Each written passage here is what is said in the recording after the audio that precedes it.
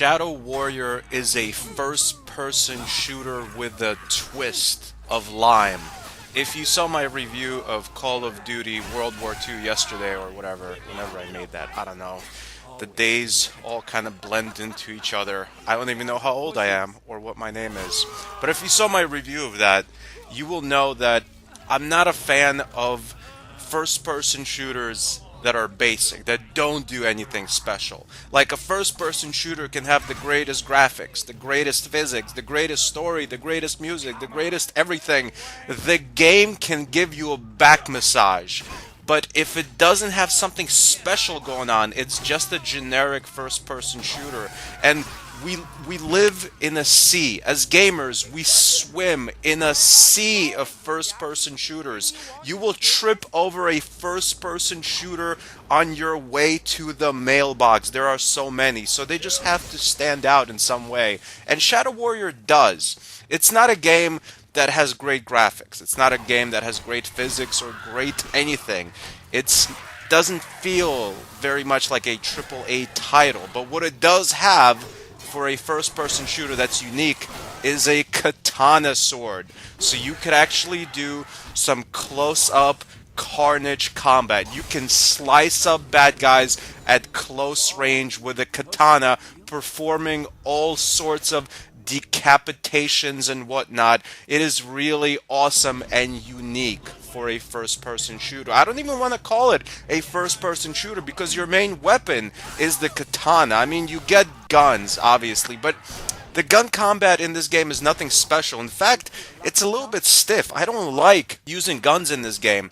The main protagonist doesn't seem to be very good at using guns. It feels like he's a child holding a gun. It's just not his forte. But once he's got that katana in his hands, he is a master. He's like Bob Ross with a canvas of blood. This game's story is very tongue-in-cheek, doesn't take itself too seriously, even though you are walking around pretty much massacring a bunch of people, like slicing them up, shooting them, fighting various types of demons and whatnot. But the main character is kind of happy-go-lucky. Well, I shouldn't say happy-go-lucky. He is a kind of badass anti-hero, but he doesn't take himself too seriously. The game is basically a joke, and we're all in on the punchline. The main character is basically like a samurai Deadpool, if you will. Hey, yeah, that's a good one. I like that. Samurai Deadpool. It's like Tenchu meets Deadpool. That's the best way to describe this game. It's not very long, the levels aren't very big, there's not a lot to do, but just for the fact that there's that cool katana mechanic where you have awesome swordplay, it's worth it. Maybe for 30 minutes, maybe for an hour. I didn't like get captivated by this game.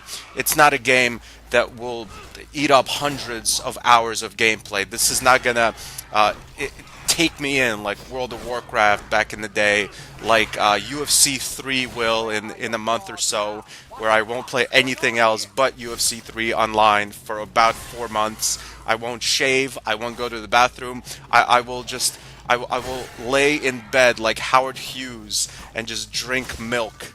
That's what I'll do. Just I'll play UFC 3 online until my fingernails are so long I can no longer press the buttons, and at that point, I know it's time to stop. That's how you know it's time to stop a game. Like I said, Shadow Warrior is not a game that will captivate you. It's a game that's fun for short bursts. Play it for 20, 30 minutes, you'll have a little fun, put it away for a few months or whatever. That's the type of game it is. It's good, not great, but I definitely recommend it. Thanks for watching. Goodbye, my friends.